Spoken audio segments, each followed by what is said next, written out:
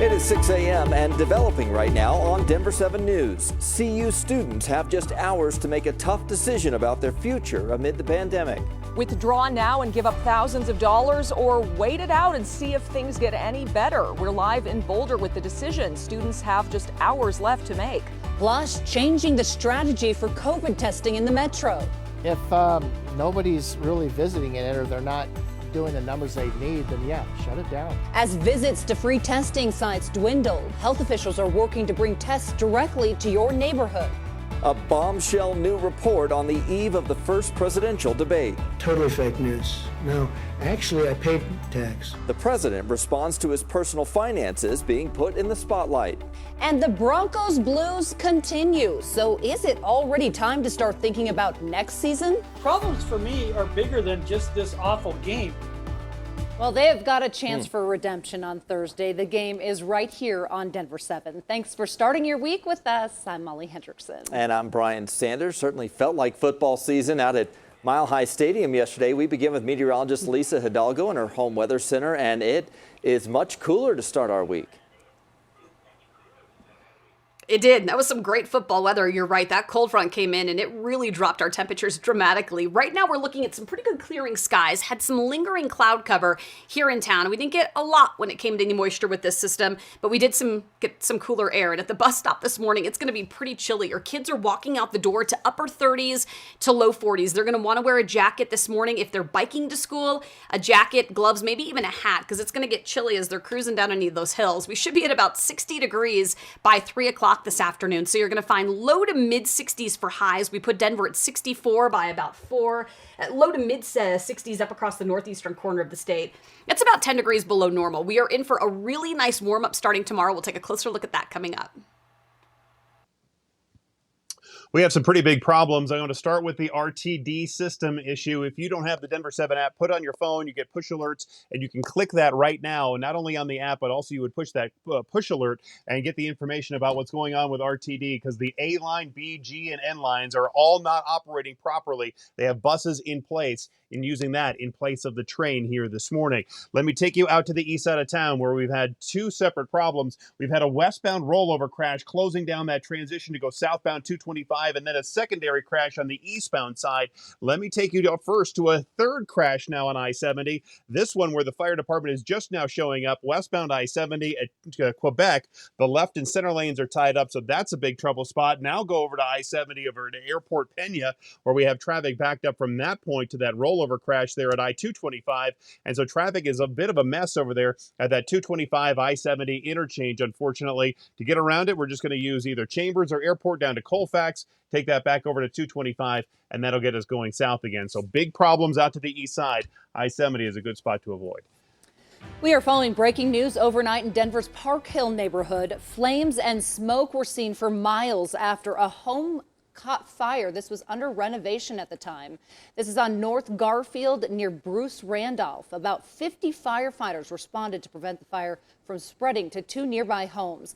Nobody was injured, but crews are still on scene monitoring those hot spots. Students at CU Boulder have a tough decision about their future at the university. The COVID-19 cases are on the rise, and the university has extended the deadline for students to withdraw from the school. That's a real option amid an outbreak on campus. They're already learning remotely right now. Denver7's Nicole Brady is live this morning, and Nicole, students have until tomorrow to decide.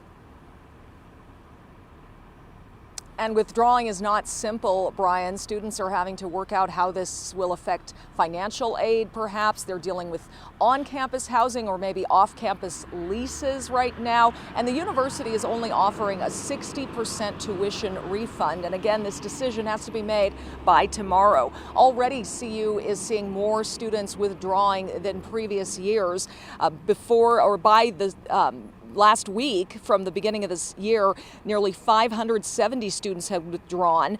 That was twice as many as the same period last year. And even before the semester began, freshman enrollment was down over 12% from last year. We know more withdrawals will continue to affect CU's budget, which is already hurting. For students deciding if they want to leave now and take that 60% refund, this is what it breaks down to. In-state tuition is over $5,000 a semester, so that would mean giving up over $2,000. Out-of-state tuition, meanwhile, is over $17,000 a semester. And of course, those numbers don't include fees and books that students have already purchased. They obviously don't include housing contracts that students may have signed. So there's a lot to consider here by tomorrow. And students, I've talked to parents, in fact, who are telling me their students are seriously considering transferring, perhaps to community colleges that will be much more cost effective, and they could live at home for the rest of the year and save some money, because this college experience just hasn't turned out to be anything like normal. We're live in Boulder this morning. Nicole Brady, Denver7. Yeah, no one asked for this. All right, thank you, Nicole. The Boulder Valley School District, meanwhile, is still moving forward with its plans to bring back kindergartners, first and second graders for in-person learning. That is planned for tomorrow. Today, kindergartners, first graders, and small groups of high school students in the Thompson School District will return for in-person learning. New COVID-19 cases in Colorado are slowly rising. There were another 569 cases added yesterday. Over the past few weeks, that number has been around 500 cases per day. But despite the rise, mass testing sites are preparing to close. Denver7's Micah Smith joins us from the Pepsi Center site this morning. And Micah, that site closes Wednesday. They're going to prioritize neighborhood testing. Molly, the city of Denver wants to move away from large-scale testing sites like the one here at the Pepsi Center and move toward community testing sites. And this comes as Colorado has been experiencing an upward trend in COVID-19 cases since early September. Between the testing site here and the large site at Aurora Sports Park, which will close soon as well, Aurora and Denver city leaders anticipated doing hundreds, if not thousands, of tests each day, but they're averaging far less than that. So instead, the state health department says many cities are opting for transitioning to mobile test sites, giving more people in other communities within the city an opportunity to get tested where maybe they couldn't before. A few neighbors told us they agree with this strategy and think it could increase accessibility. Now people can walk or ride a bicycle or come with a friend or whatever the case may be, but it is more accessible. Moving it closer in, I think, is a good thing. Again, there are just a few days left to get tested here at the Pepsi Center. The very last day for testing will be this Wednesday, September 30th. Reporting live in Denver, Micah Smith, Denver7. Thank you, Micah. President Trump says a New York Times report about his personal taxes is yet another example of fake news. He says despite the report, he has in fact paid his taxes, saying he will release his tax return once an audit is finished.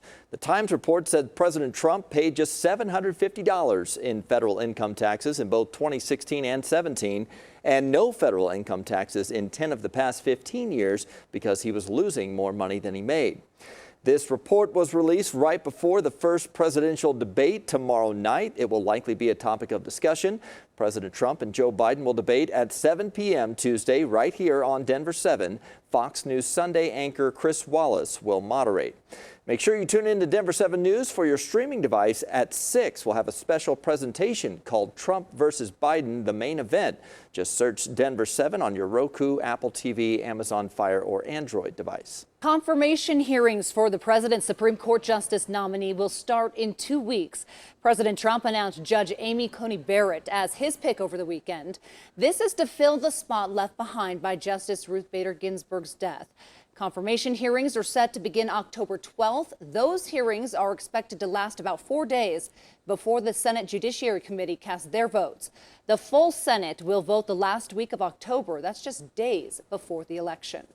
It is tough to be a Broncos fan right now. Hampered by a laundry list of injuries, the team now sits 0-3, leaving fans with no choice but to dream maybe about next year already. So we'll keep this short and painless. The Broncos lost to the Tampa Bay Bucks 28-10 yesterday. Quarterback Jeff Driscoll replaced by Brett Rippon in the fourth quarter as the offense stalled. Broncos insider Troy Rank says hope for the season is slowly fading. Their only hope is you play the Jets, the team that might be worse than you, the Jets and the Giants. If you can't beat the Jets, Lionel, you are officially in the Trevor Lawrence sweepstakes. That's just the reality of where they are right now. Someone's going home with a win on Thursday night right here on Denver7. We'll have pregame coverage all day long of the Broncos and Jets and a postgame show right after. Thursday's kickoff is at 6:20 right here on Denver.